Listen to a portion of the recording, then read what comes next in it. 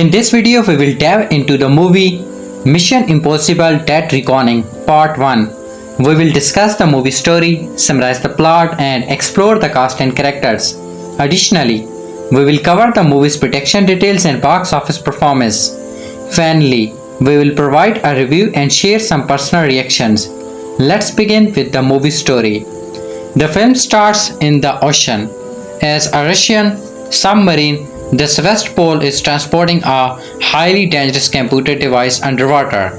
The device is accessed using a special cross-like key that is split in two. The crew aboard the submarine notice that appears to be an enemy sub nearby launching a torpedo at them.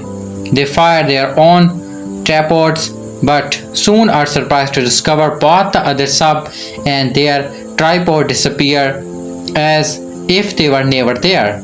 The crew's own trapeze comes back toward them and destroys the sub, killing the whole crew on board.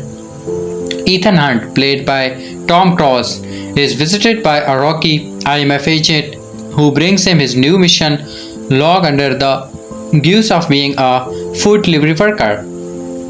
The mission comes directly from IMF director Eugene Catridge, played by Henry Cassidy, who informs Ethan of the key and that it is being used for something potentially catastrophic.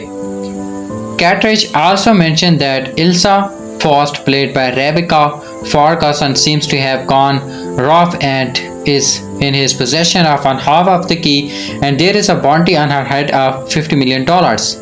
He adds that the mission involves someone from Ethan's past, the person who is the reason he joined IMF. Ethan goes to desert in Namibia where Ilsa is hiding out. He alerts her to his presence before a group of mercenaries pursue Ethan on horseback in the middle of a sandstorm.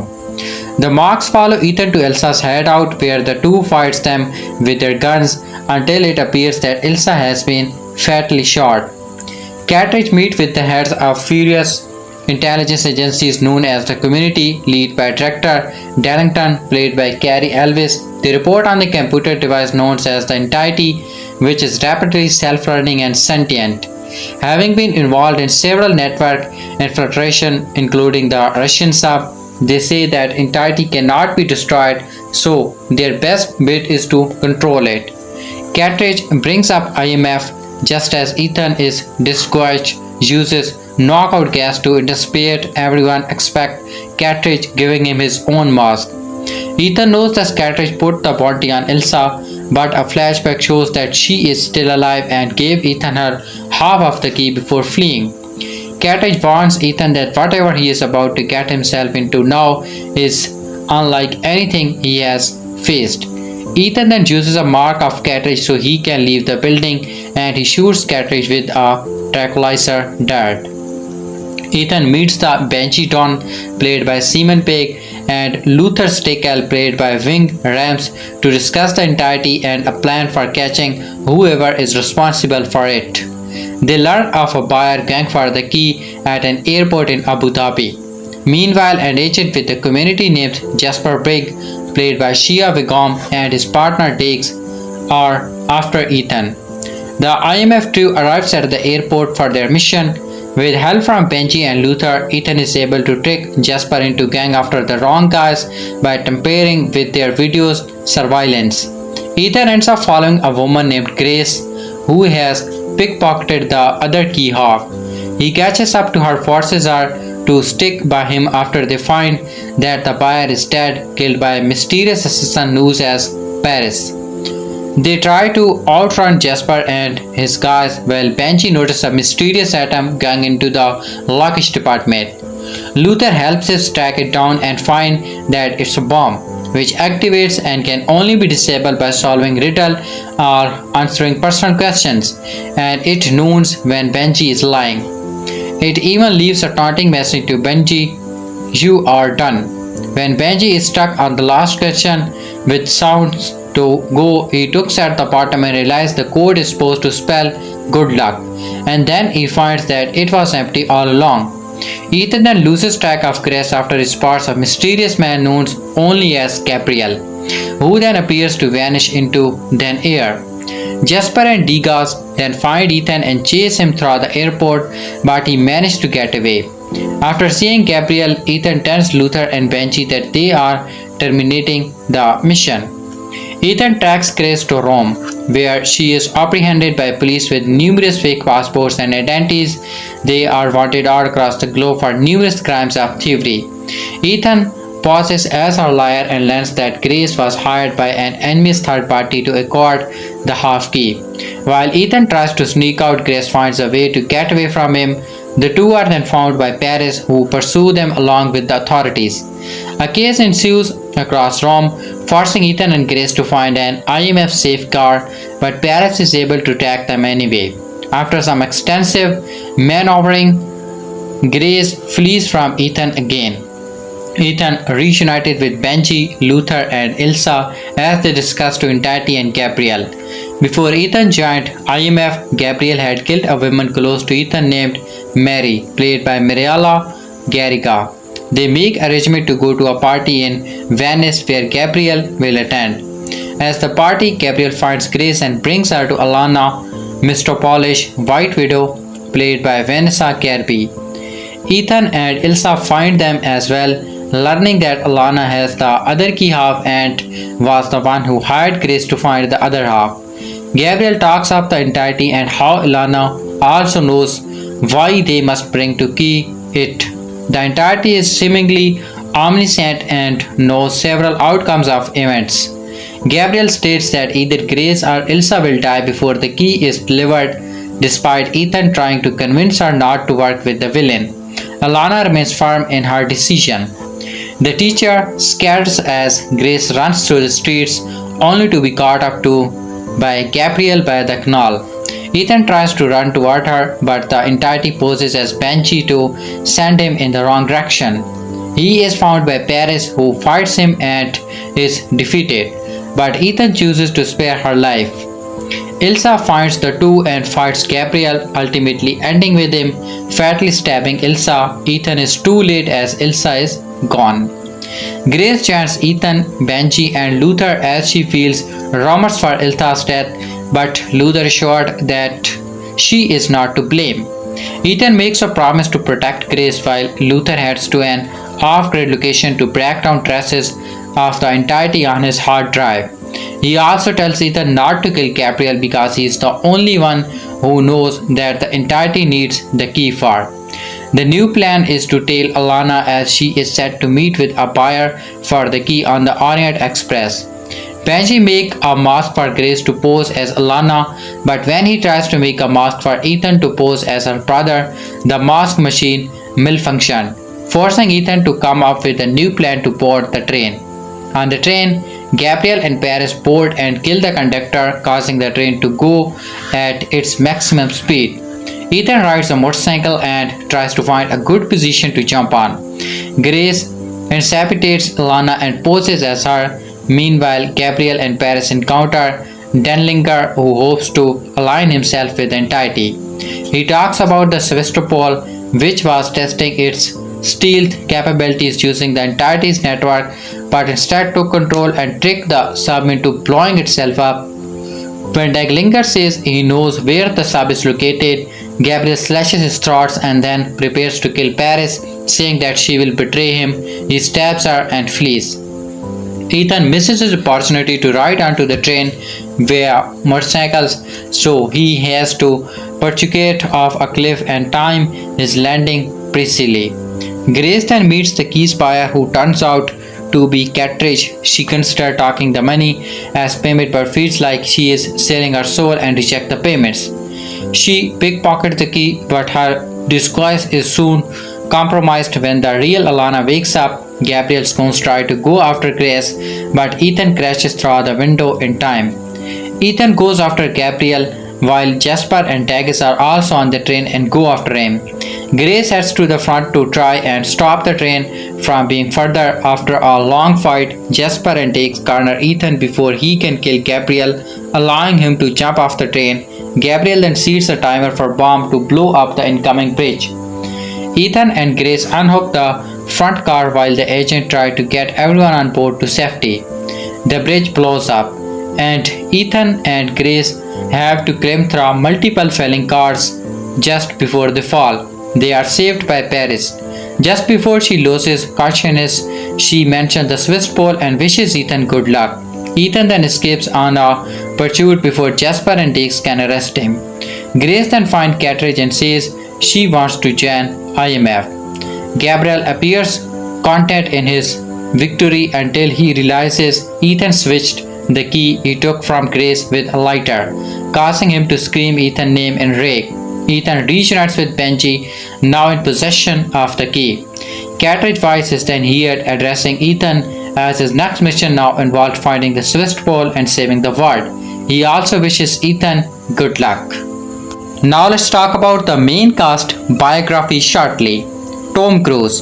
Born July 3, 1962, New York, US, is an American actor who emerged in the 1980s as one of Hollywood's most popular leading men, known for his clean-cut good looks and versatility. Cruise, who took up acting in high school, made his film debut in Endless Love 1981. He had supporting roles in such movies as Taps 1981 and The Outsiders 1983, before starring as a high school senior who turns his parents come into a brothel in Risky Business 1983. The movie was a major success, earning Cruise widespread recognition. His star status was commented with Top Gun 1986, the highest grossing film of that year, in which he played a Navy jet pilot. In 1986, Cruise appeared opposite Paul Newman in The Color of Money, which was directed by Martin Scorsese, and 2 years later started as an outrageous man's selfish brother in Rain Man. For his portrayal of a Vietnam War veteran turned activist in Born on the 40th of July 1989, Cruise received his first Academy Award nomination.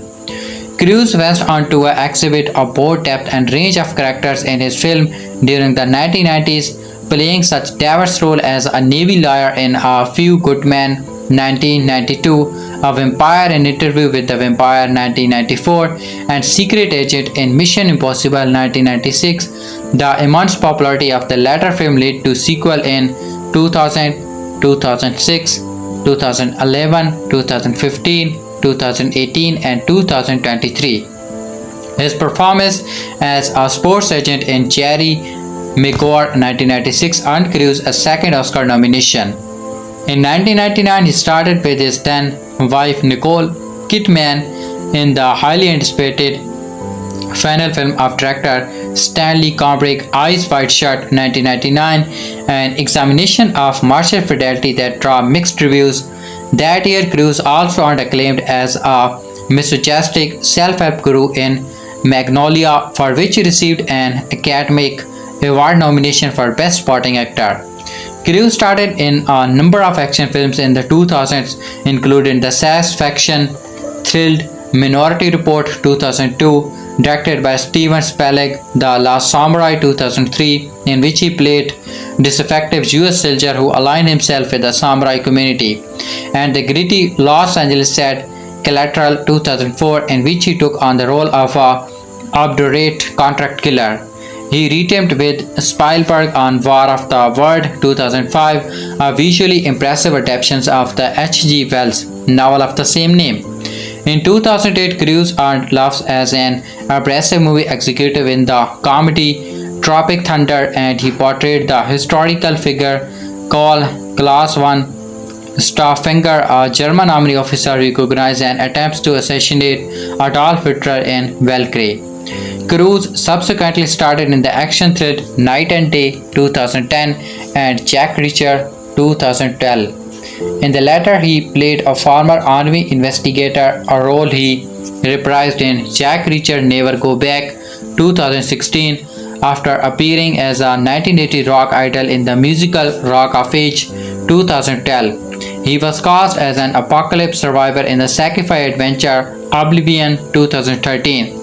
He then portrayed a glib military public relations officer who is repeatedly killed and restricted in the comic Alien Invasion Drop Age of Tomorrow 2014. In 2017, Cruise started in the action horror film The Mummy and the acting antique drama action made For Top Gun Maverick 2022, he reprised his role from the 1986 blockbuster.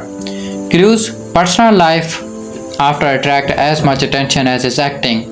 His marriage to Kidman was followed closely by the Hollywood media, as was their divorce in 2001. Over the next few years, his outspoken support of Scientology proved controversial, especially his 2005 public documentation of pathology as an illegitimate science, a view held by Scientologists. Cruise continues to find attention in tabloid and entertainment media through his public relationship with actress Katie Holmes, to whom he was married from 2006 to 2012. Hayley Elizabeth Atwell, born 5 April 1982, is a British actress.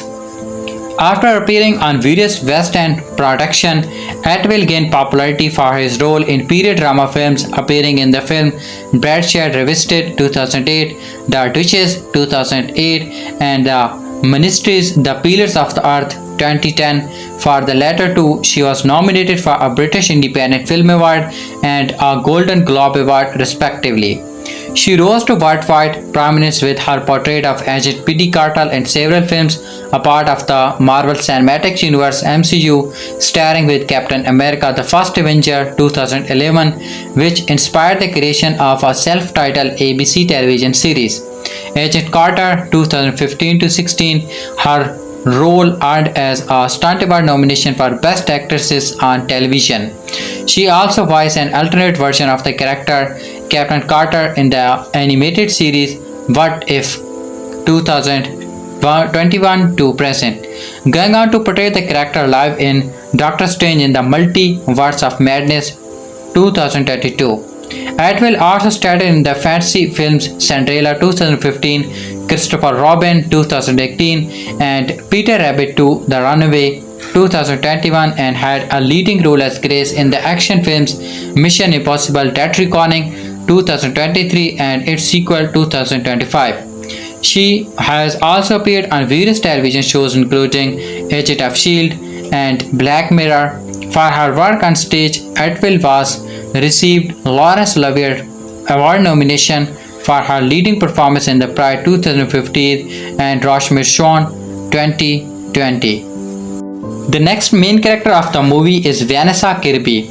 Born April 18, 1988, London, England, is a British stage and screen actress who gained fame for her nuanced portrayal of the young Princess Margaret, sister of Queen Elizabeth II, in the first two seasons of Netflix The Crown.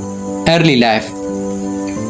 Kirby grew up in Wimbledon, London, with an elder brother, Joe Kirby, and a younger sister, Juliet Kirby. Her father, Roger Kirby, was a horologist, and her mother, Jane Kirby, was a former editor of Country Living magazine. Vanessa Kirby and her siblings spent their youth watching movies and going to see plays, where her love for theater began.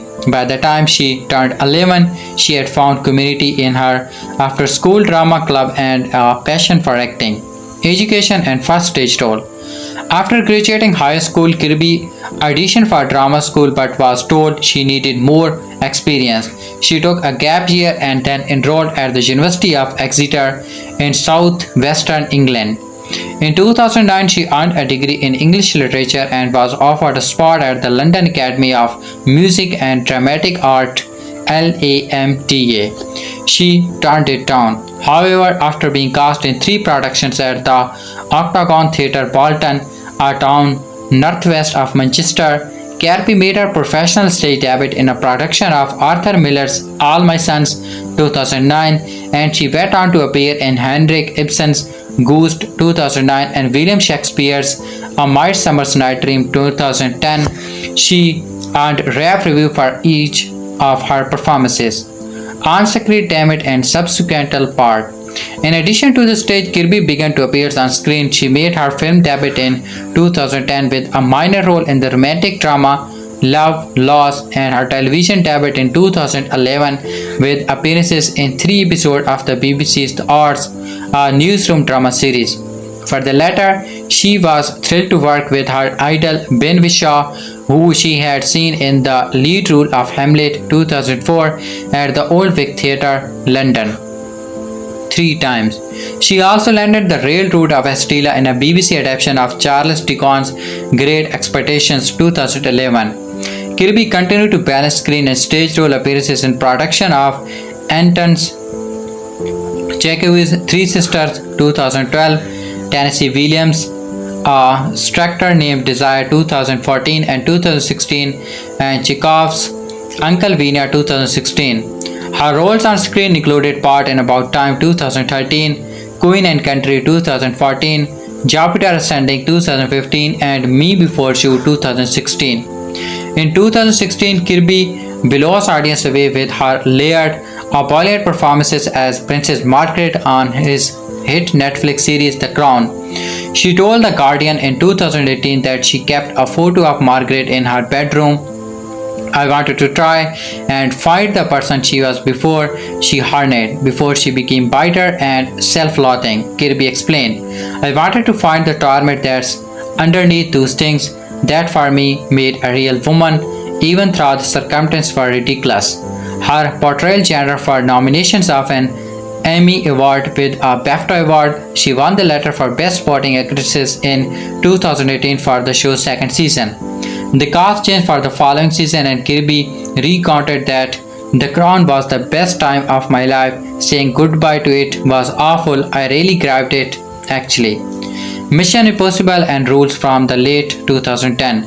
Kirby subsequently received a number of parts in major films, including the sixth installment 2018 of Tom Cruise Mission Impossible series, as well as Mission Impossible Dead Reckoning Part 1 2023 and Hobbs and Shaw 2019, the Fast and Furious franchise spin-off. She also starred on stage in the Royal National Theatre 2018 production of Julie, a contemporary rewrite of Auguste Chernigov's Miss Julie.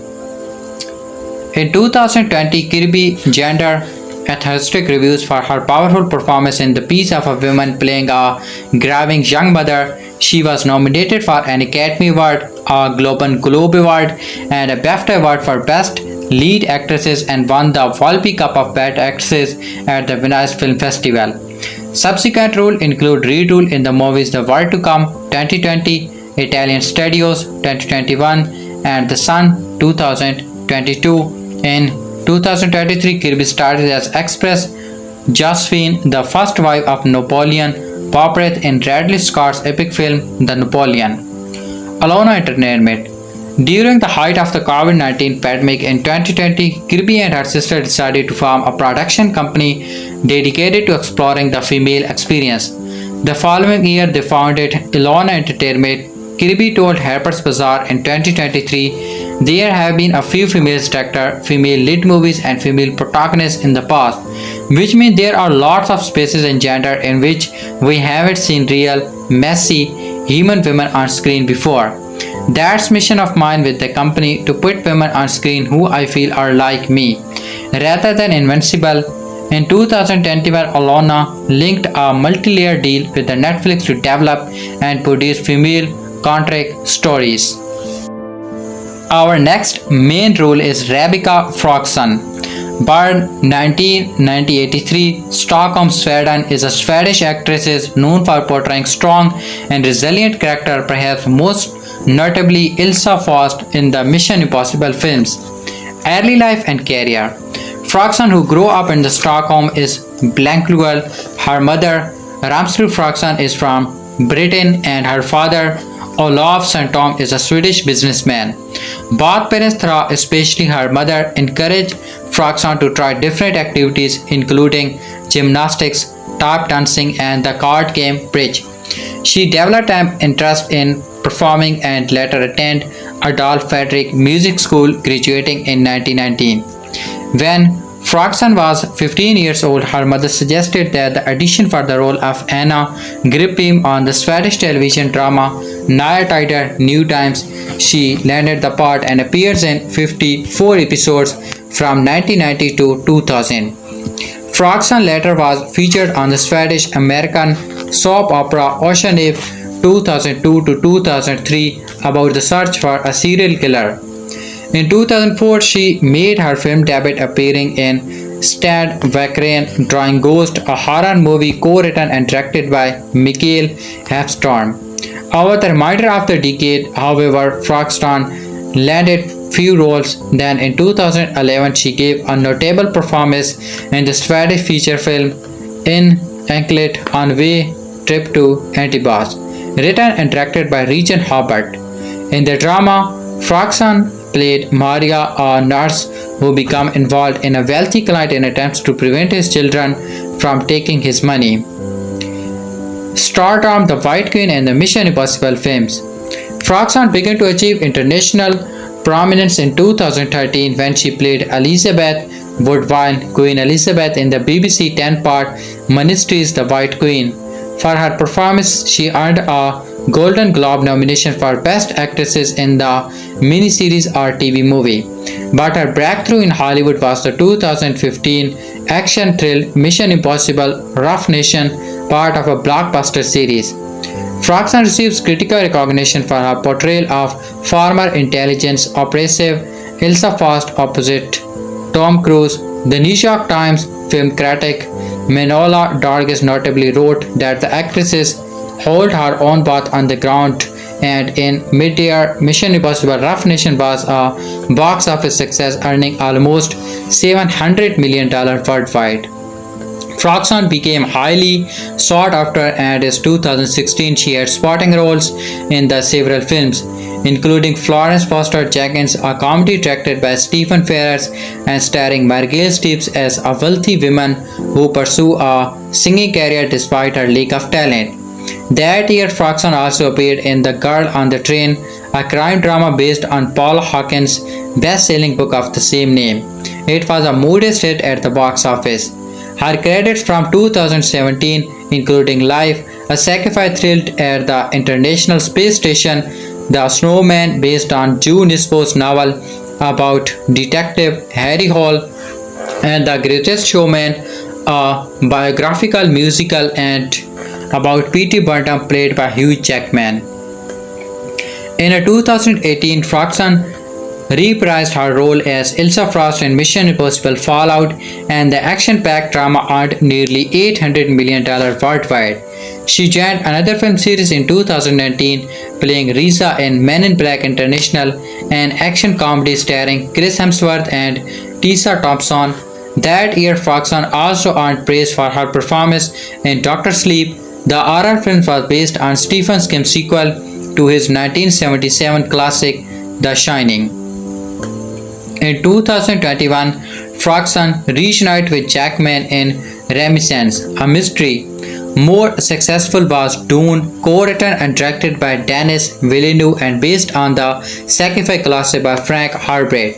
In the well-received action drama, Ferguson was cast as a Lady Jessica Artrate, the resilient mother of the central character, Paul Atreides.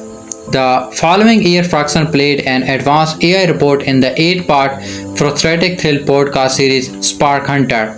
In 2023, Ferguson returned for the 7th installment of the Mission Impossible series, Dead Reckoning Part 1. She also starred in the Apple TV Plus series Silo 2023. The sacrifice drama was based on Hugh Howey's dystopian books about people who lived an underground bunker and know little about the outside world. Personal life. For a number of years, Ferguson was involved with Lorden Hellberg, and in 2007 they had a son. In 2018, she welcomed a daughter with Rory St. Clair Connor, and that year the couple get married. Our next main character is Simon Pegg. Born February 14, 1970, Gloucester, England, is an English actor, writer, and comedian, best known for his nerdy character role in the Star Trek films of the early 2000s, the Mission Impossible film series, and collaboration with director Edgar Wright on the Three's Flavors Cornetto trilogy, Shaun of the Dead 2004, Hot Fuzz 2007, and The World's End 2013. Early life. Pegg was born Simon John Beckingham in Gloucester, England, to jazz musician and salesman John Beckingham and Gillian Beckingham, a civil servant and theatre troupe member. His parents divorced when he was 7 years old and his mother remarried shoe salesman Richard Pegg. Simon subsequently adopted his stepfather's short name. Pegg becomes interested in performing in his youth, acting and telling jokes. In a 2007 interview with The Observer, he recalls, "I grew up around a really passionate group of people who were doing theatre for nothing, doing it simply for the sake of doing it, and that's where I got my love of it from."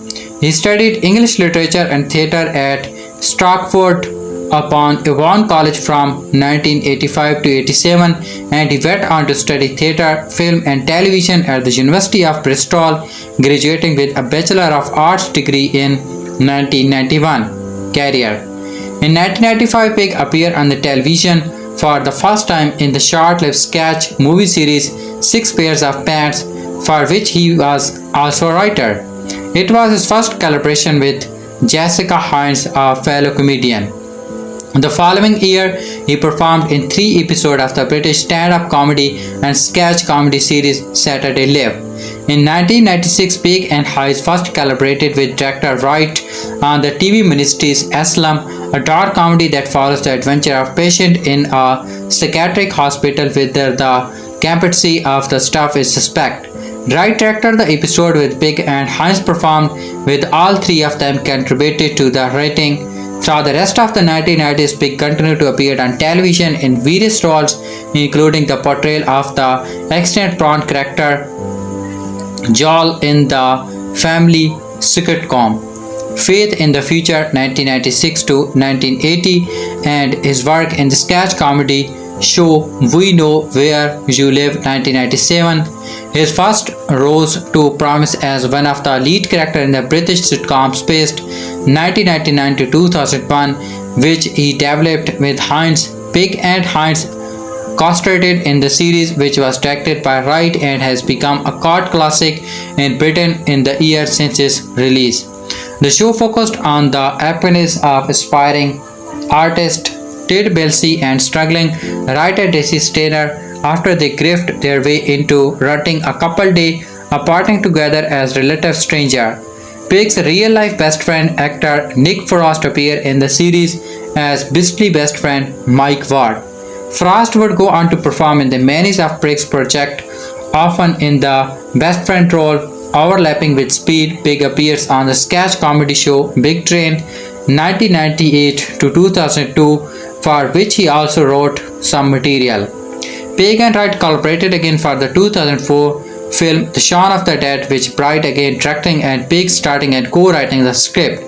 Frost, who had in part helped inspire the story, a romantic comedy, she also a room zoom com about friends who attempt to wither a zombie apocalypse from their local pub, again played the best friend character.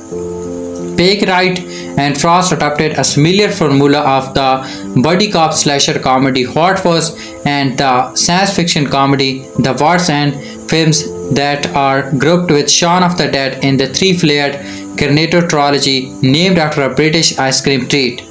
Wright later recalled on Twitter, now known as X, that because the dessert had been featured in the Shaun of the Dead, the crew had been given free Carnatos at the film's after party.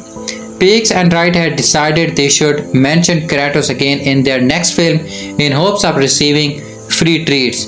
Although this play proves unsuccessful, they were able to scare the Swedes after filming The War's End.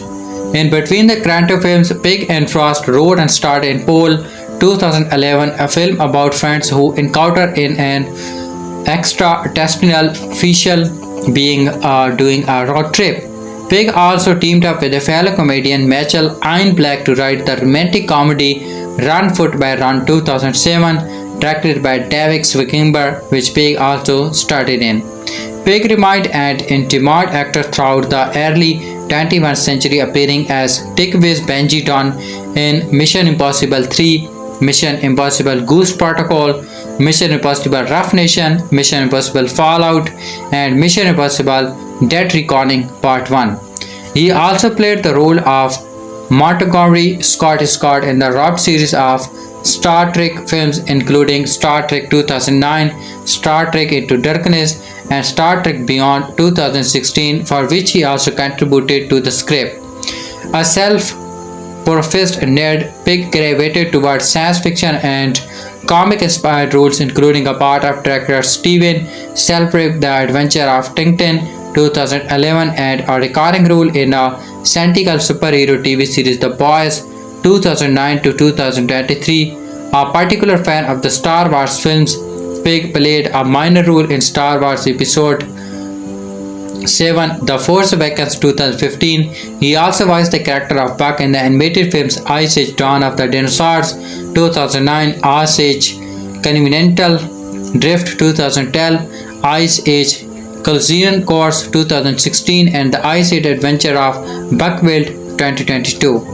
In 2005, Pegg married publicist Maureen McCann, with Forrest serving as his best man. The couple has one child together. In addition to his on-screen work, Pegg published an autobiography, Need to Do Well, in 2010. Mission Impossible Dead Reckoning Part 1 was a huge box office disappointment, which makes the act of replacing Tom Cruise so much harder. Although Cruise has been the face of the Mission Impossible movie series since the very beginning, there has been some speculation as to whether he will be replaced, allowing another star to lead the franchise into the future.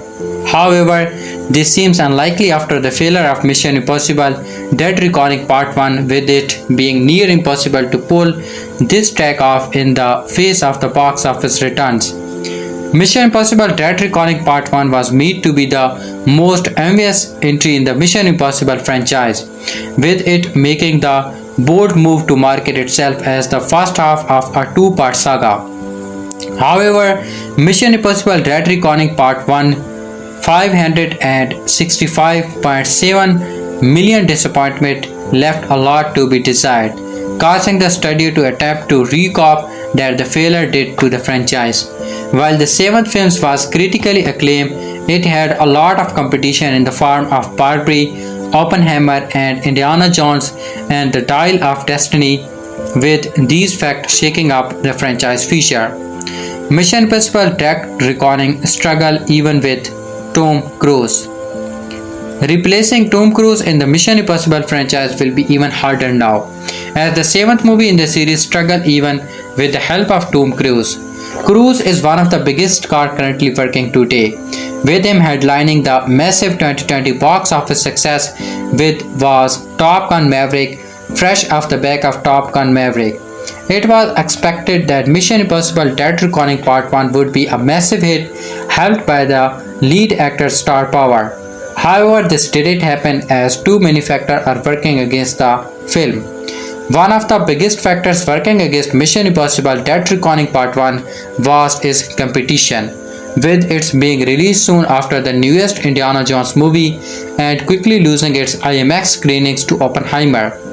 The film is also the seventh entry in the Mission Impossible franchise, with this hardly franchise knowledge turning a lot of viewers off from watching the movie. On top of all that, the film was also marketed as part 1 of duology, something that has been known to not appeal to audience. Will Tom Cruise actually leave Mission Impossible behind?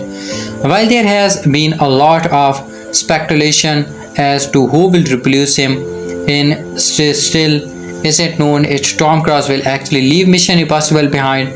Much of Cruise's recent work has been on Mission Impossible movies, with his dedication to the franchise of exceeding that of any other series he has been involved with. Tom Cruise's entire persona of an action star who does his own stunts comes from Mission Impossible, and leaving the franchise would be a big career decision in the face of this. Despite Cruise's association with Mission Impossible, he will inevitably have to leave the franchise behind at some point. Even if he doesn't want to, Cruise will eventually get too old to continue Mission Impossible, so now would be a good a time as any. Cruise ending his run with the franchise on a massive two-part finale would be a fantastic way to go out, allowing another character to take over in the franchise. Plus, Tom Cruise's recent deal with Warner Bros. Meant that a lot less of his time would probably be spent at Paramount, which owns Mission Impossible. Can Mission Impossible really replace Tom Cruise if he does leave? When Tom Cruise truly does leave Mission Impossible, the franchise will have to replace him as if it is wants to continue on.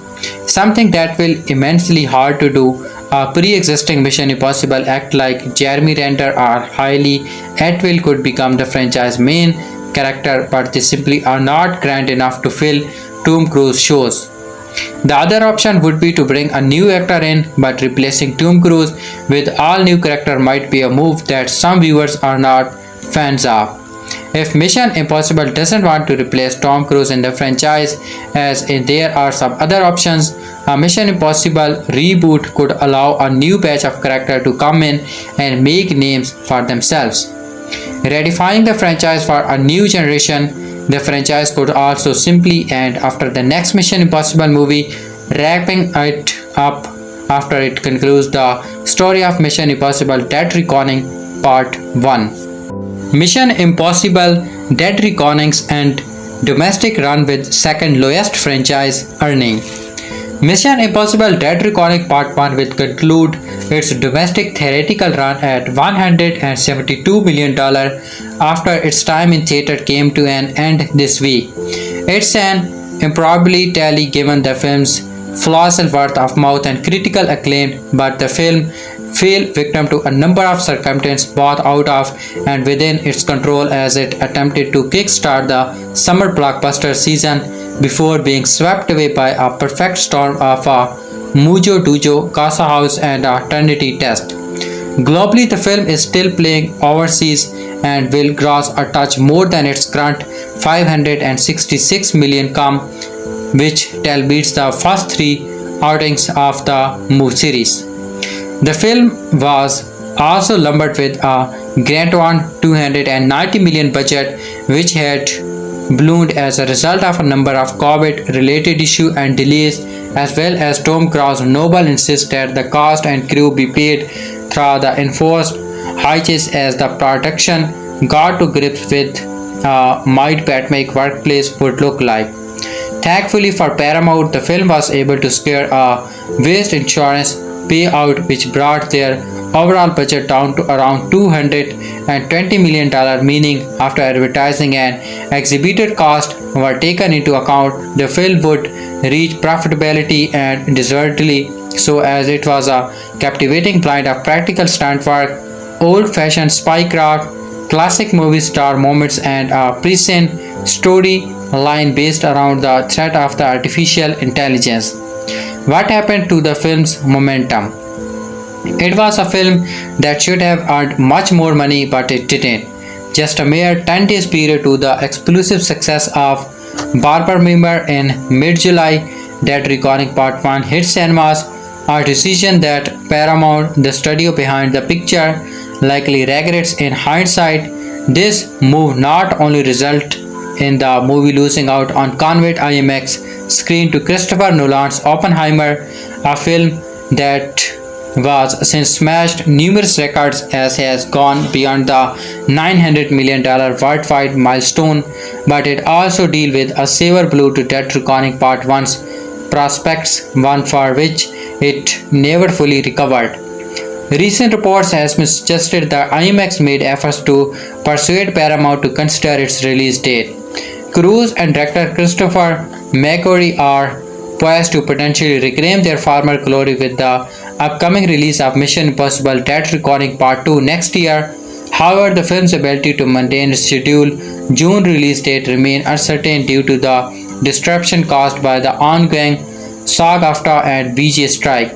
Adding to the certainty in the fact that filming for the movie has not yet been completed, you can catch our exclusive interview with McQuarrie next. Mission Impossible Dead Reckoning Part 1 netted $8.3 million at the box office on Thursday, pushing the action sequel North America gross to $23.8 million after the 2 days of release. The film, which finds Tom Cruise, Ethan Hunt hustling off cliff, fighting knife-wielding bad guys, untrained and evading pursuer while driving a fight through the streets of Rome was incredibly expensive to produce. Shoot during the pandemic with all the attendant shutdown, delays and health protocol that were a staple of the COVID era. The budget of the film ballooned out to $290 million, so Mission Impossible will need to generate a lot of repeat business if it's going to run a profit, and it needs to boom at the global box office. Right now, the film is looking to generate roughly $80 million for its first 5 days in theater, which is slightly below expectations. Initially, tracking suggested that the movie would earn closer to $90 million in ticket sales. That said, the Mission Impossible films tend to attract an older audience, which doesn't always turn up an opening weekend. This could give the films some impressive endurance even if its debut in sooner than projected. So, Cruise's previous Mission Impossible 2018 Fallout collective $61 million of franchise record. However, that movie didn't have a 5-day launch, making comparison difficulties. So, Christopher McQuarrie returning to director Dead Reckoning after overseeing the 2 previous installments. This was finds Hunt and crew battling a much scarier version of ChatGPT in all-powerful artificial intelligence force known as the Entity. Hayley Atwell, Ving Rhames, Simon Pegg, Ashley Morris, Vanessa Kirby, and Poem Calistrophe round out of the cast. Paramount Picture produced the movie with Skydance Media. Last weekend, Mission Impossible Dead Reckoning Part 1 was creeping up on the $500 million mark at the worldwide box office with a running total of $493 million.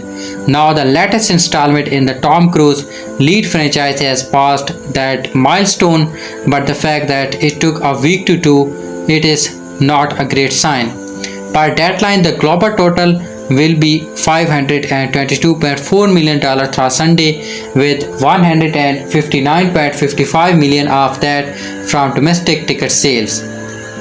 Dead Reckoning on its 5th weekend, whereas the previous entry in series Mission Impossible Fallout crossed $500 million on its 4th weekend.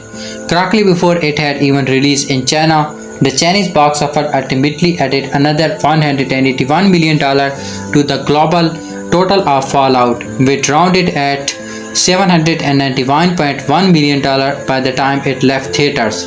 Meanwhile, Mission Impossible Dead Reckoning Part 1 has been in theater across all major markets worldwide for weeks, and its momentum has slowed to a crawl. Domestically, it's lagging behind the pace of not only Fallout but Rough Nation and Goose Protocol as well. For most movies, $500 million worldwide will be a huge win regardless of how long it took to get there. But with repeated delays and COVID-19 shooting requirements spoiled onto the already epic budget expected for a Mission Impossible movie, Dead Reckoning reportedly cost $291 million to make before marketing and distribution cost. That puts its break-even point for north of $500,000, somehow in $650 to $800 million range, and at this point it's likely to fall a long way short of that goal. Between the pandemic-affiliated production and the unfortunate timing of release just 1 week before Barber member, Mission Impossible Dead Reckoning Part 1 was skewed on both ends, so in this downturn compared to the last 3 sequels, just bad luck or a sign that the franchise has gotten off track. There are many factors that influence the underwhelming box office results of Mission Impossible Dead Reckoning Part 1. I'll take a stand say that the actual quality of the movie is not one of them. It has a cinema score from audience polling a 96% on Rotten Tomatoes, and experiencing it an opening day with a crowd was electric. I especially loved everything involving the little yellow car. We have covered the Barber member effect extensively elsewhere, and there's no doubt that Dead Reckoning Part 1 losing all of its IMAX screens to Oppenheimer after just 1 week was a major blow, but while Dead Reckoning itself is a full of top tier Mission Impossible thrills, the marketing was pretty overwhelming, especially when compared to the trailer that made Mission Impossible Fallout one of the most hyped movies of summer 2018. The main Fallout trailer had everything: a killer scampering of the franchise's main theme into Imagine Dragon tie in single friction, that fight scene moments where Henry Zimmer reloads his arms, a shot where you can actually see Tom Cruise's ankle break, and a sense of fatality, albeit a false one, is like the end you always feared is coming. And just as crucial as what was in the trailer is what was left out: the wildest stunts in Fallout, a hollow jump and cruise, and the camera team shooting a scene while failing towards the earth at 200 mph wasn't featured in the main trailer at all, only in a behind the scene. Frustrated by contrast, the big motorcycle cliff stunt for Dead Reckoning was shown very nearly in the marketing and had lost its shine by the time the movie actually came out. With the added dead weight for part 1 is the title screaming, however incorrectly, this is only a half a movie at audience. It's fair to say that the Barber Hammer isn't solely to blame of Ethan Hunt's misfortune. Mission Impossible's 8 title change shows just how bad Tom Cruise 567.5 million disappointed was. The news that Mission Impossible 8 will reportedly change its title shown that how much the box office underperformance of Mission Impossible Dead Reckoning Part 1 affected the series. For a while there, the Mission Impossible movie were on track to pull off a seemingly impossible mission office achievement. While even successful franchises typically grow less profitable with each one sequel or at best maintain their success across various installments, the Mission Impossible movies made more money with each new casting for over a decade. The trend seems set to continue, judging by the outsized success of Top Gun Maverick, which starred the franchise's leading role, Tom Cruise. However, Mission Impossible Dead Reckoning Part 1 instead receives an overwhelming box office reception. Although Dead Reckoning Part 1 did earn $567 million at the box office, the movie was trounced by Barbie, which arrived only a week later. Barbie earned over $1.4 billion, dwarfing Dead Reckoning Part 1's performance. While Mission Impossible Fallout made a massive $791 million, its predecessor Mission Impossible Rough Nation earned an impressive $688 million. Even 2011's Mission Impossible Ghost Protocol made over $694 million, reaffirming the disappointing status of Dead Reckoning Part 1's performance. Mission Impossible 8 reportedly getting a new title confirms Dead Reckoning Part 1 box office letdown. While Mission Impossible 8 was originally set to be titled Mission Impossible Dead Reckoning Part 2, the sequel is now reportedly set to change its name. This seems strange since the movie is clearly a direction continuation of Dead Reckoning Part 1 slot. Dead Reckoning Part 1 ended on a big cliffhanger and was literally titled Part 1, so it will be jarring the strange if the franchise does not follow that up. However, despite Mission Impossible Dead Reckoning Part 1's positive reviews, the sequel title change likely means that the filmmaker feel they need to change up the franchise formula. This apparent need to be what proves that Dead Reckoning Part 1 wasn't the box office home run the studio expected. It is likely that Dead Reckoning Part 1 lost around $100 million since, although its budget was $291 million, much more money was spent on its marketing and advertising. This huge loss came at a terrible time of Cruise, who was largely credited with reviving the blockbuster industry after the success of Top Gun Maverick. Dead Reckoning Part 1's subpar performance proved that the franchise formula is not bulletproof despite earlier indications, and shows that even a series as big as Cruise spy movies cannot rest on its laurels. Why Mission Impossible Dead Reckoning Part 1 failed at the box office? Dead Reckoning Part 1 failed at the box office for a variety of reasons. However, few of these had anything to do with the movie itself. Dead Reckoning Part 1's critical and fan reception was overwhelming positive, which leads some to expect its sequel would be Cruise's next billion-dollar movie. However, few commentators could have predicted just how massive Barber's theater run would be. With the comedy single-handed domination the box office for much of summer, meanwhile Oppenheimer was far more successful than a modesty budget historical biopic was expected to be. Furthermore, Oppenheimer's highly hyped competition with Barbie may have negatively impacted Dead Reckoning Part 1's publicity. However, Dead Reckoning Part 1's underperformance was also indicative of a larger trend in 2023's blockbuster. Although Barbie exceeds even the most optimistic forecast for its performance, most returning franchises were met with inauspicious reception. Indiana Jones and the Dial of Destiny and Transformers Rise of the Beasts were both financial disasters, while The Flash underperformed much more than Dead Reckoning Part 1.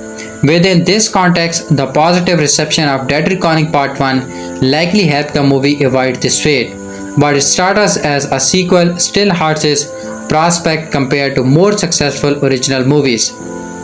Can Mission Impossible 8's box office beat Dead Reckoning Part 1, and will a new title help? While Dead Reckoning Part 1's reception was disappointing, all hope is not necessarily lost for the movie's sequel. A new title could help Dead Reckoning Part 2's prospects since franchise no longer seems to hold the allure they once had over audience. If anything, brand recognition now seems to be a liability for franchise since the 8th Mission Impossible movie will inevitably be part of a famous series. The sequel doesn't need to make matter worse by drawing attention to its status as a follow-up to a flop. While Mission Impossible 8's later release date could do even more to salvage its prospects, arriving in 2025 gives viewers more time to miss the series and its character, meaning Mission Impossible 8 will feel less like an expensive television series and more like a movie series. Releasing sequel back-to-back can come across a desperate versus waiting a while before unleashing Mission Impossible 8 on the world proves that Tom Cruise's spy series still has some confidence in its prospects after Mission Impossible 7's struggles. As you know, we are talking about the Mission Impossible Dead Reckoning box office. So, Mission Impossible Dead Reckoning box office managed another major win at the global box office. Now in its 7th week of release, Paramount's Mission Impossible Dead Reckoning Part 1 has passed perhaps its final major milestone at the global box office. The movie made $2 million domestically this weekend and added around $5 million from overseas territories over the last week to take its running global haul past the $550 million mark.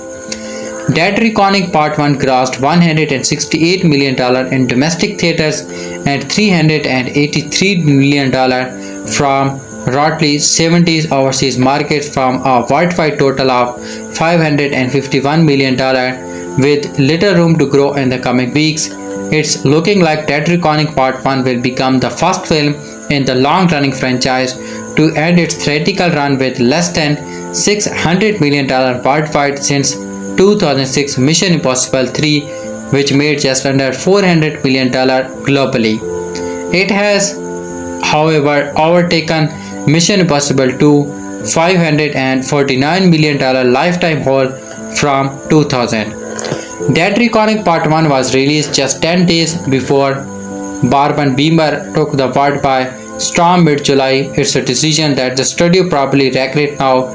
Not only did the movie lost all important IMAX screens to Christopher Nolan's Oppenheimer, which by the way is nearing the $800 million mark worldwide, Dead Reckoning Part 1 was able to recover from the hit that it took a Barbenheimer weekend. Recent reports suggested that IMAX tries to urge Paramount to consider changing the release date, but no avail.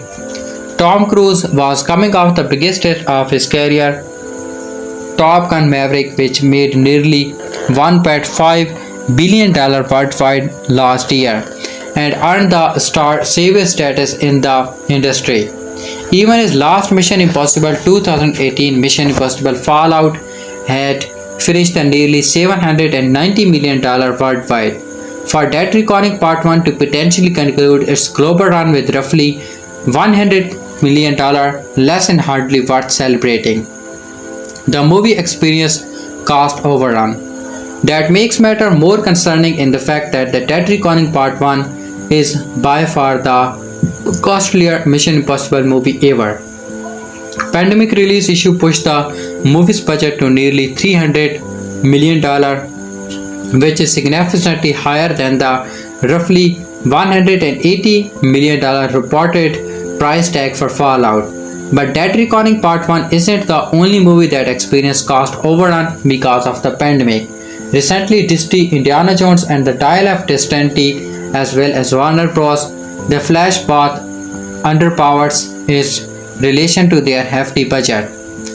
But Tom Cruise and director Christopher McQuarrie have a shot at regaining lost sheen with next year's Mission Impossible Dead Reckoning Part 2. It is, however, still unclear if the movie will be able to hang on its current June release date, considering the delays caused by the ongoing SAG-AFTRA and VGA strikes, coupled with the fact that the movie has not yet finished filming. You can watch the interview of the director anywhere. Mission Impossible Dead Reckoning Part 1 Full Cast and Crew. The movie is directed by Christopher McQuarrie, writing credit and go to Brice Callan, based on the television series credited Christopher McQuarrie, Eric Jellison.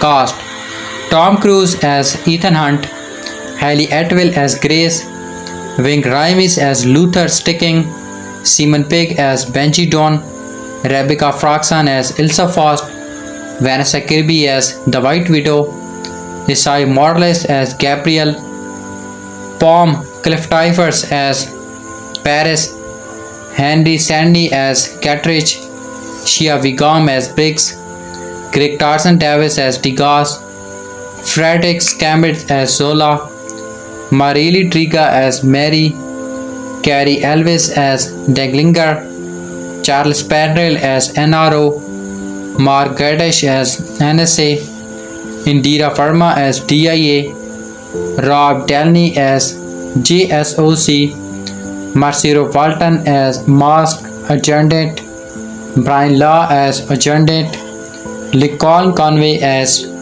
Adjutant, Alex James Phillips as India Solo 254, Marcin Drosselke as Captain, Ayn Afskin as Executive Officer, Zachary Brov as Tech Officer, Adrian Bochet as Weapons Officer, Sam Barrett as Hillsman, Lewis Wogam as Chief Snoreman, Gene Cartel as Snoreman, Oli Sands as Snoreman, Luke G.I. Smith as Chief, Nicholas Bramley as Driving Officer, Matt Melksey as Tin Plane Officer, Damien Consrick as Gailey Seaman, Luke J.I. Smith as Chief, Nicholas Bramley as Driving Officer, Matt Melky as Stern Plane Officer, Damien Rosnick as Gailey Seaman, Antonio Bestorff as Sailor, Auj Capneau as Sailor, Mikhail Kostrin as Sailor, Sergej Lopansky as Sailor, Robert Losky as Sailor, Jordan Malkovich as Sailor, Mikhail Safronov as Sailor, Christopher Sorev as the Buyer, Andreas Skarsko as the Wrong Man, Bernadicki as Putpocker Passenger, Gloria Obono as Osprey Agent, Alex Brackdorf as Osprey Agent, Kai Notro as Ticket Agent, Dana Blacklake as Foreign Agent, Arvind V. Sharma as Foreign Agent, Drotia Tolivia as Foreign Agent, Lucia Tong as Foreign Agent, Harsha Freddy as foreign agent, Janice Chong as airport details employee, Laura Butler as bounty hunter, Fakel Attox as bounty hunter, Gaetano Bruno as Masquerade, Marco Cincini as Masquerade, Evita Siri as tourist, Marisa Anna Bertolini as tourist, John Acanmo as widow's bodyguard, Marco Lascari as Gallus Corti, Simon Lissoni as Gallus Corti, Nicholas Wang as Gallus Corti, Lee Bryman as dancer, Daniel Christor dancer, Katie Collins dancer, Jehanna Dice dancer, Taylor Godric dancer, Jessica Holland dancer, Philip Holford as dancer, Glace Jabbery as dancer, Miguel Verspil as dancer. The movie is produced by Per Henry Porch as line producer, Chris Brock as executive producer, Tom Cruise as producer, David Ellison as executive producer, Dana Goldberg as executive producer, Tommy Gormley as executive producer, Don Granger as executive producer, Gina Hellis as associate producer, Christopher McQuarrie as producer, Susan E. Novick as executive producer, Marco Veltro Pagni as co-producer from Italy. Music by Lord Belfi, cinematography by Fraser Taggart, editing by A.D. Hamilton, casting by Mindy Marine. Production design by Gary Freeman. Art direction by David Alday, Senior Art Director, Ian Bunting, Special Props Art Director, Anthony Carandillion, Gavin Fitch, Phil Sims, Supervising Art Director, Martin Sullivan, David Weir, Cecilia Van Sterven.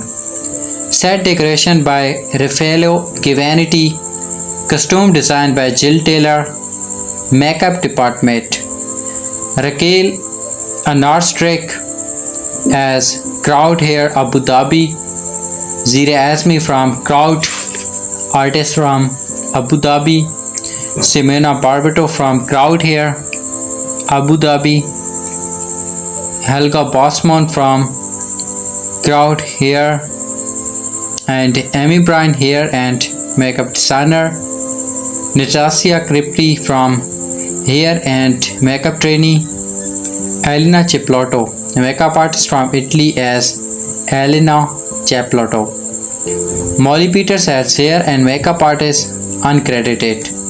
Production Manager Chris Brock, Unit Production Manager, Fabrizio Creto, Production Supervisor from Italy, Claudia Cremno, Production Supervisor from Italy, Nick Degon, Unit Production Manager, Marco Milani, Production Supervisor, Italy, Sam Miller, Unit Manager, Steve Norris, Production Consultant, Abu Dhabi, Susan E. Novick, Post-Production Supervisor, Ben Pills, Production Manager, Andrea Pagni, Assistant Production Supervisor, Steve McElrossett as Production Supervisor from Norway, Charlie Simpson, Studio Unit Manager, Julia Valentine, Head of Production Abu Dhabi, Fabrizio Weiss, Assistant Production Supervisor from Italy, Khalid Zasu, Unit Production Manager from Abu Dhabi,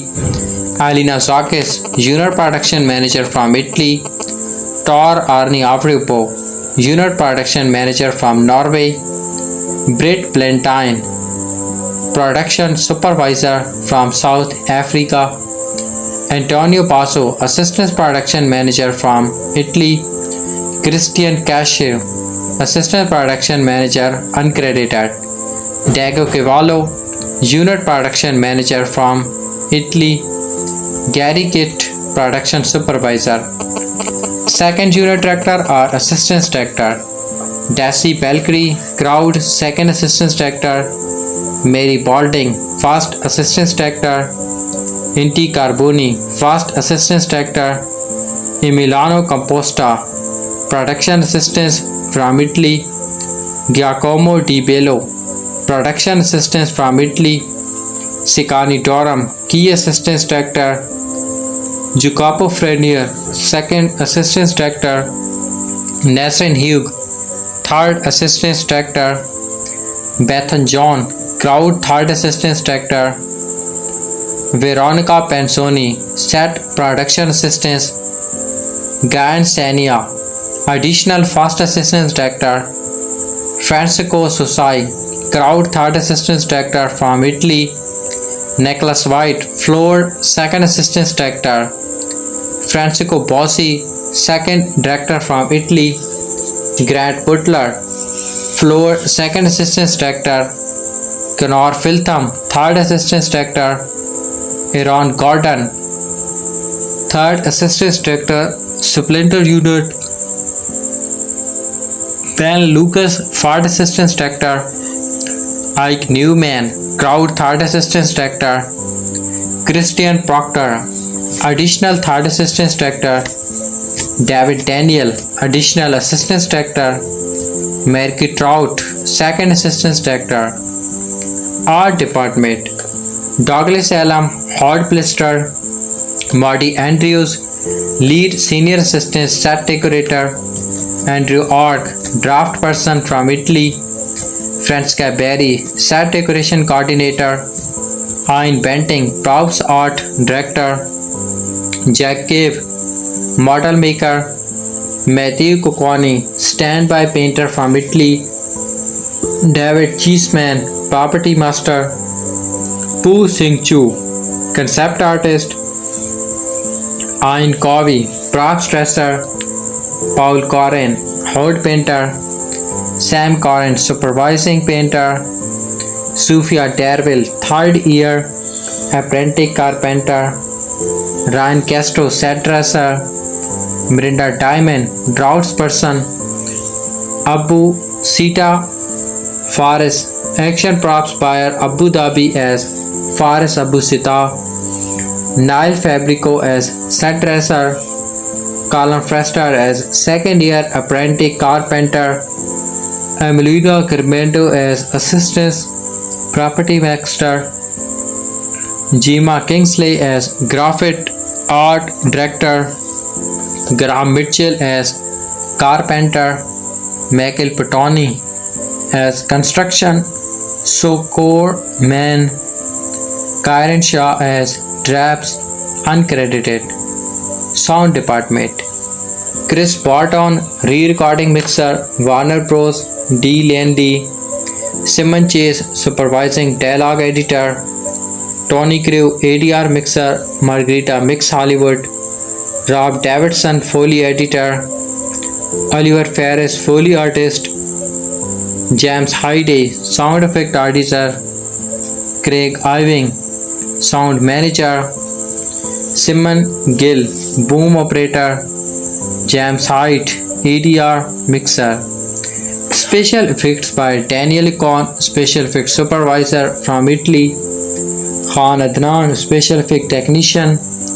Hassan Ayman, special effect technician. James Pinger, senior special effect technician. Neil Carbont, special effect supervisor. Raymond Farson, special effect workshop supervisor. Muhammad Farooq, special effect technician from Abu Dhabi. Faye Green, special effect manager.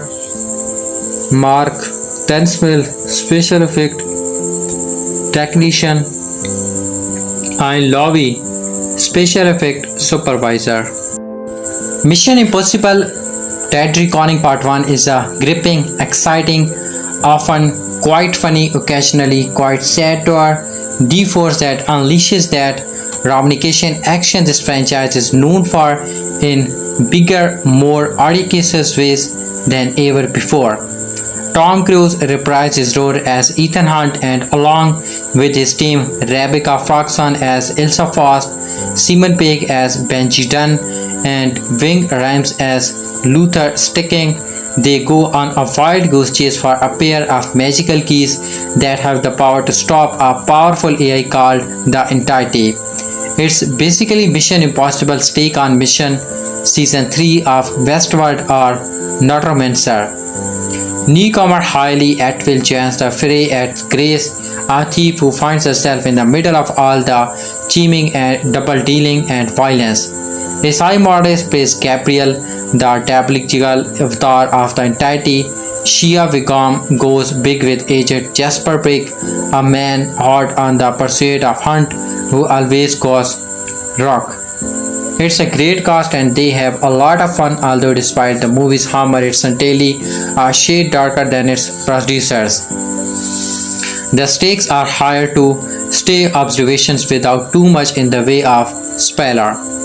One of the opening scenes involving a shootout in the desert made me feel like I was in a live-action movie version of Call of Duty. It was Warzone's all Mesra map come to life. Later we might as well have been in Gran Turismo or Forza Horizon as Ethan and Grace zip around Rome is one of the funniest, most exciting car chase scenes I have ever seen in a film. I don't remember ever laughing so hard during a car chase.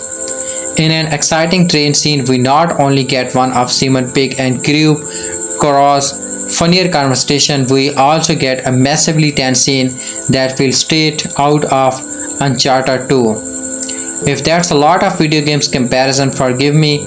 I play a lot of video games, I watch a lot of movies and play a lot of games, and this one feels like a fun intersection of the two.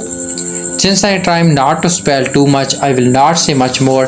I was highly entertained from start to finish. More or less, Gabriel is a compelling villain and the European locals, Rome, Venice, the Astarian, Alps, Hills are gorgeous and fun to spend time in, even if it's often then backdrop the brutal fight scenes or car chase. My one problem, I feel like a broken record every time I say this, is that the movie is simply too damn long. Dead Reckoning Part 1 is just shy of 3 hours at 2 hours and 43 minutes, and it's just the first part of a 2-part movie. Unless they make it a trilogy. There is no universe in which a Mission Impossible film needs to be nearly 3 hours long. It could easily be 20 or 30 minutes shorter. I bet you could save it down to a clean 2 hours runtime just by shortening some of the sequence and paring down some of the exposition dumps. As fun as this film is, I doubt I'll ever watch it again simply because it's too long to sit through a second time. I'd rewatch a 2-hour movie thought this may be a pet peeve of mine, but I think it's a genuine problem in cinema right now. Very few movies require the runtime epic historical dramas, not action spy thrillers. Have you seen Dead Reckoning Part 1? Did you enjoy it? Let me know your thoughts in the comment section.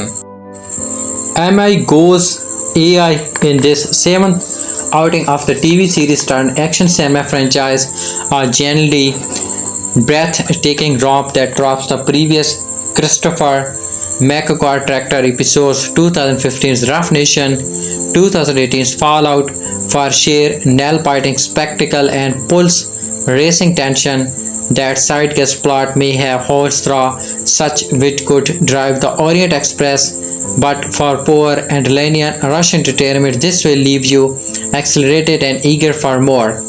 3 decades ago, Ethan Hunt, played by Tom Cruise, sold his soul to the IMF. Note the IMF is a Mission Impossible force, a covert organization whose oath demand that its members live and die in the shadows of those we hold close and those we never met. Since then, Hunt has saved the world more than once. His last mission involved neutralizing nuclear bombs, but now he is up against everyone's favorite enemy, a fiendish artificial intelligence known as the Entity, a name that will sound sillier every time it is spoken out loud, and it is spoken out loud a lot.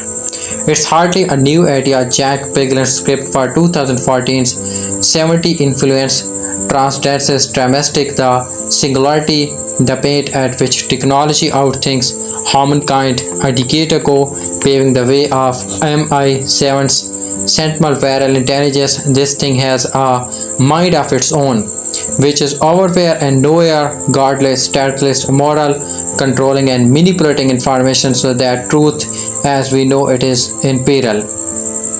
Somehow its very modern threat as a very old-fashioned key, a weird Scarface-shaped dongle that, like Archimedes in Indiana Jones and the Dial of Destiny, has been split into two pieces that must be reunited to unlock its secret.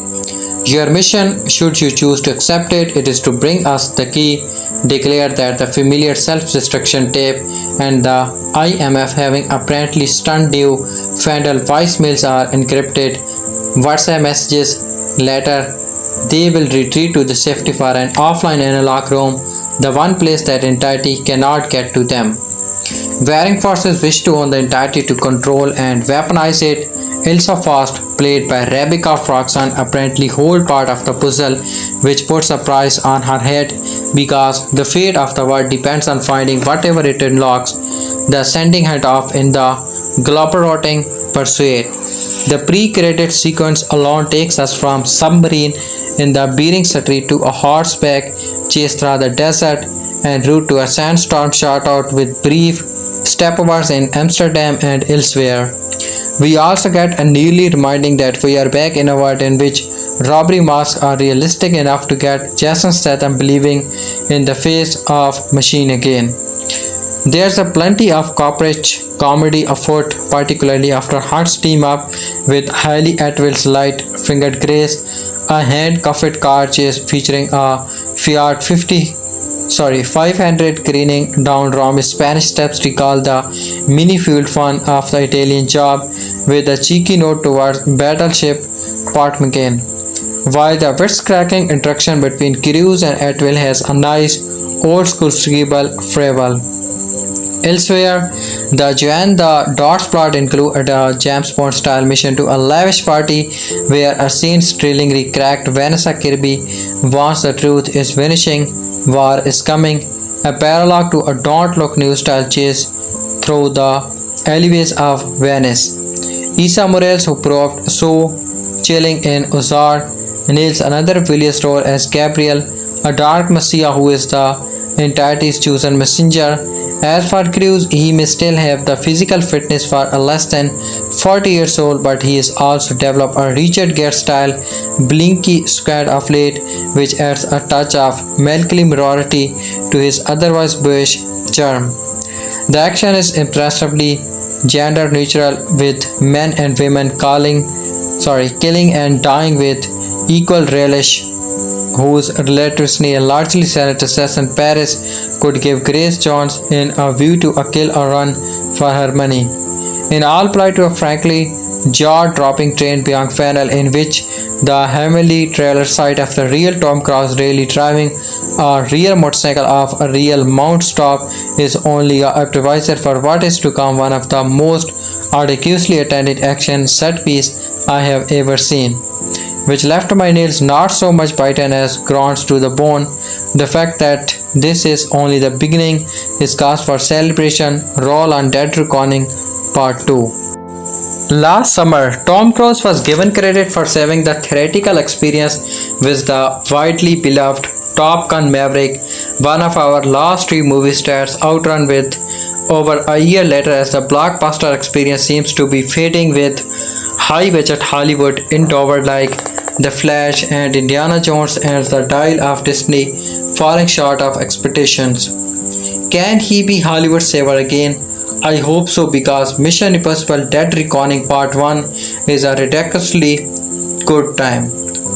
Once again, director Christopher McQuarrie and their team have crafted a deceptively simple thrill, a film that bounces good, bad and in between character of each other for 163 minutes and admittedly arduous runtime for a film with Part 1 in the title that somehow doesn't feel long.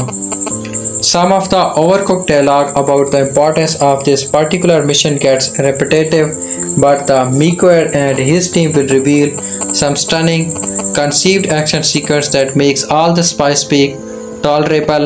Hollywood is currently questioning the very state of their industry. Leave it to Ethan Hunt to expect the mission. While this series is essentially rooted in its fourth chapter, changes tone and stars significantly, this seventh film very clearly tries back to the 1996 Brian De Palma original more than any other, almost as if it's uniting the two halves of the franchise. It's not an organ story, but it does have the tinges of something like the excellent Casino Royals is how it unpacks the every purpose of a beloved character. Dead Reckoning Part 1 is about Ethan Hunt recalling how he got to this point to his life, and Mocker and co-writer Eric Janderson narratively recall De Palma's film repeatedly, and with its witty center close-ups, faster targets and photography want you to remember the two movies, how Ethan Hunt became an agent and how the price he has been paying from the beginning. It's not just visual notes. Dead Reckoning returns former IMF director Eugene Cartridge to Ethan's life with a new mission. Cartridge informs her that there's essentially a rough AI in the world that superpowers are battling to control. The AI can be manipulated with a key split into two halves. One of those halves is about to be sold on the black market, and so Ethan and his team, including returning character Luther and Benji, have to not just intercept the key but discern its purpose. The key only matters if IMF can figure out where and how to use it. After a desert shootout that ushers Ilsa Faust, played by Rebecca Ferguson, back into the series, the first major set piece in Dead Reckoning Part 1 takes place in the Dubai airport, where Hunt discovers that there are other players in the espionage chess game, including a familiar face is Gabriel, a morally corrupt mercenary who is one of the reasons that Hunt is an agent in the first place. Gabriel is a chaos agent, someone who not only wants to watch the world burn but hopes the fire inflicts as much pain as possible. In many ways, Gabriel is the inverse of Ethan, whose weakness has been his empathy and personal connections. Gabriel has none of those, and he is basically working for the AI, trying to get the key so no one can control it. AI, the airport. Ethan also crosses paths with a pickpocket named Grace, played by Hayley Atwell, who gets stuck in the middle of all of this world-changing insanity, along with a few agents trying to hunt down the rough Ethan, and are played by a wonderfully exasperated Shia Wingam and Greg Tarson David, a silent assassin mercifully sketched by Palm Collective is also essential to a few action scenes, and Vanessa Kirby returns as the arms dealer White Widow, and well, if the ensemble has a weakness, it's Kirby kind of lost performance. She has never quite been able to convey power player in these films as she should. But that doesn't matter because people are not here for the White Widow's backstory. They want to see Tom Cruise run. The image most people associate with Mission Impossible is probably Mr. Cruise scratching those legs and swimming those arms. He does that more than once here, but it seems like that the momentum of the image was the artistic force behind the entire film. Dead Reckoning Part 1 patronized moment trains, cars, Ethan's legs. It's an action film that about speed and urgency, something that has been so lost in the area of CGI's dismissed stakes. Runaways trains will always have more intense Vincent's power than waves of animation bad guys, and McQuarrie knows how to use it sparingly to make an action film that both feels modern and old-fashioned at the same time. These films don't over rely on CGI, ensuring we know that it's really Mr. Cruise jumping off the motorcycle when pushes connect, bodies fly, and car crash into each other. We feel it instead of just positively observing it.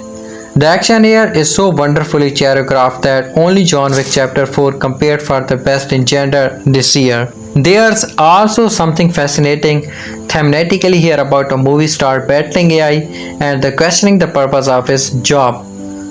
Blockbuster stories have been cautionary tales of generation, but think about the meta aspect of the spy movie, in which of the movie could collapse if the epic game is overtaken by a sentient computer that stars an action who has been at the center of controversy regarding his own deepfakes. There's also a definite age to the plotting here that plays into the actor's age in the Ethan is forced to answer questions about what mattered to him regarding his very unusual work-life balance, a reflection of what a performer like Cruise must face as he reaches the end of an action movie rope that's been much longer than anyone could have even optimistically expected. Cruise may or may not intended the reading, although I suspect that does, but it adds another layer to the action. Of course, the most important thing is this Mission Impossible Dead Reckoning Part 1 is just incredibly fun. I feels half its length and contain enough memorable action sequence of some entire franchises. Will Cruise save the blockbuster experience again? Maybe, and he might do it again next summer too. Sooner or later, Ethan Hunt will face a mission he really off not to expect, but for the time being, he remains the one man on earth willing to attempt the impossible without questioning the motives of those who requires the service.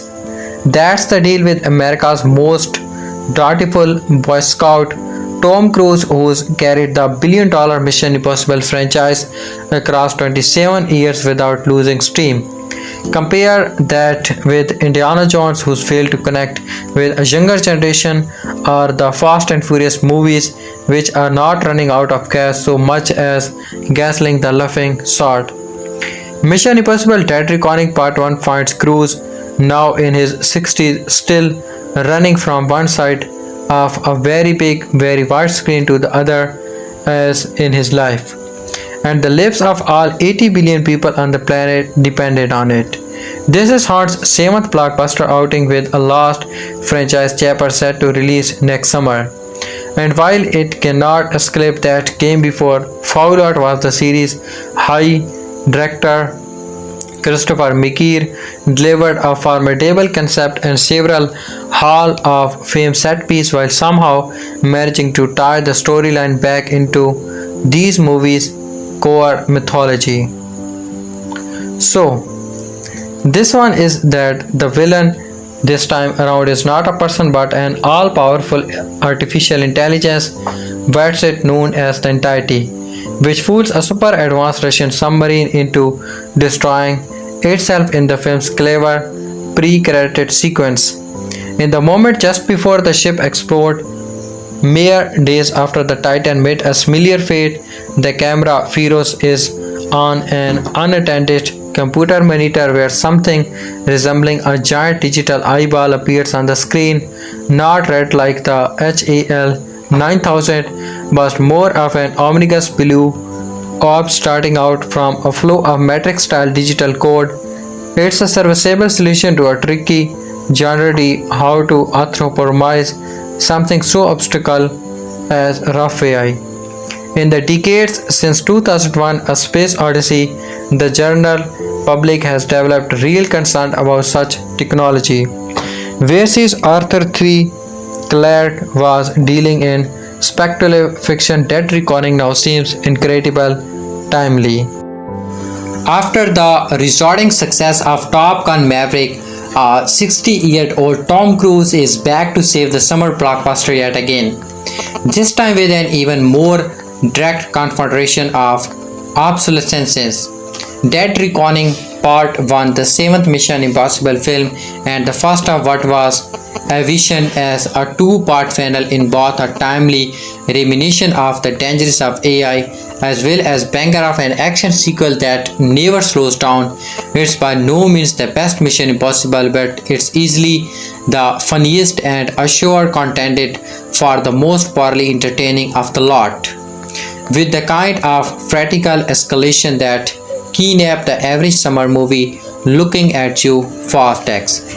Anything that seems like a flu gets folded into the subtext by writer-director Christopher McQuarrie, who crafts a wanting head trip that houses some of the most precise, arithmetically assembled and tension-filled sequence in the series history. Until the previous entry in the franchise, Mission Impossible Fallout, the one with Henry Cavill reloading his forearm, these movies largely stood alone, but Dead Reckoning Part 1 reaches into the past on numerous fronts.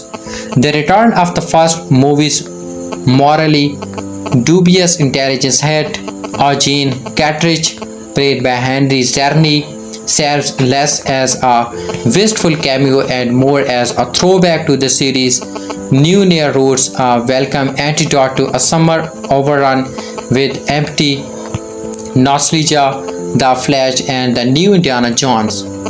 Ethan Hunt's crew's need to go rough is Dead Reckoning is a direct result of character and events of the original Brian De Palma director Mission Impossible, leading to a scenario where Hunt's own government cannot be trusted with a movie's dangerous MacGuffin and all-powerful artificially intelligence algorithm dubbed the Entity.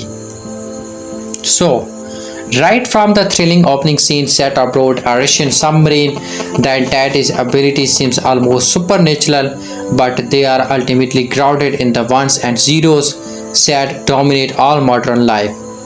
Everyone humanity has built quickly become a weakness required Hunt to leave the shadows, lest control of the Entity fall into the wrong hands, which is to say, the hands of any individual or agency.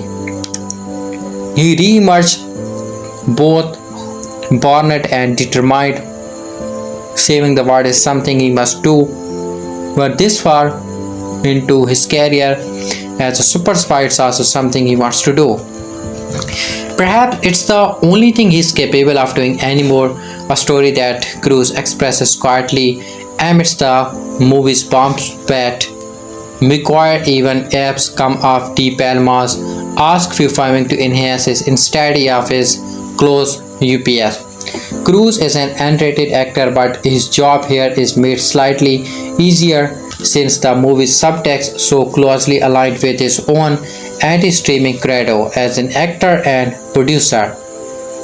It isn't long before one gets the impression that Cruise made Dead Reckoning out of an altruistic duty towards preserving classical big screen action cinema, and of course because he enjoys the sheer lunacy of practical stunt work in an age when AI and algorithm have become essentially threatening to Earth history itself.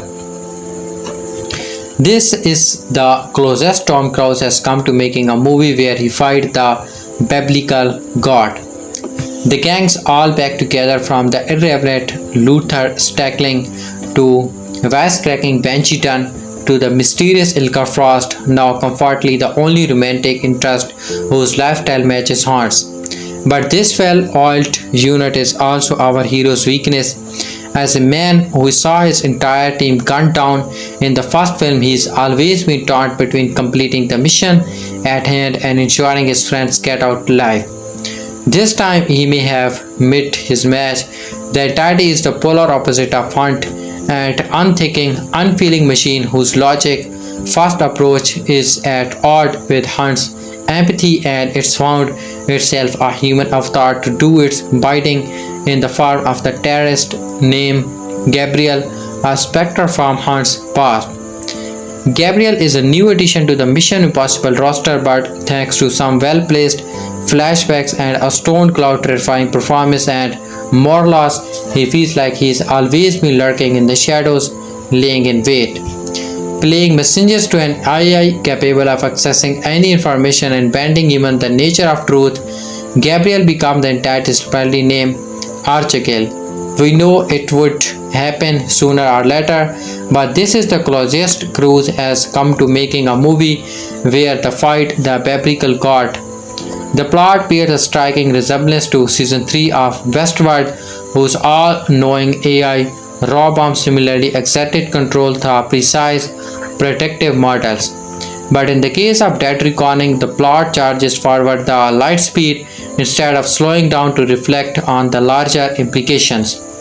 Those consequences are instead made apparent through innovative action and chase scenes where the entity's instructions complicates that might otherwise be straightforward mission. The Mission Impossible Force, IMF for short, has always relied on its imaginative spy tech, get ready for mask reveals galore, but this time their tools are turned against them by a digital force that can manipulate everything they see and hear, embodying Dead Reckoning with a sense of constant paranoia across its 163 minutes. The filmmaking makes the longest Mission Impossible jet feel remarkable brisk. After a while, the character can barely trust their own senses, what they can trust and what the audience trusts as well. Nearly 30 years into the franchise and tactile actions and propulsive movement, Don can no longer simply sit behind a computer to make Hunt's job easier. Now, with one more film to go, the plans look like they may change. Every supporting character must join the case. Now, with one more film to go, every supporting character must join the case. This is where newcomer's Grace, played by Hayley Atwell, comes in. A thief recruited to steal a secret key from some rich and powerful so-and-so who she has no idea how this is over her head, and she is until she crosses paths with Hunt. Virtually every scene features the collision of multiple parties with their own interest, including Gabriel and his gleeful henchwoman Paris, the returning White Widow and her arms dealer crew, and a pair of bewildered, well-meaning US agents. And yet, this plot never becomes overwhelming thanks in part to the idea that everything we are seeing may have been orchestrated by the entity.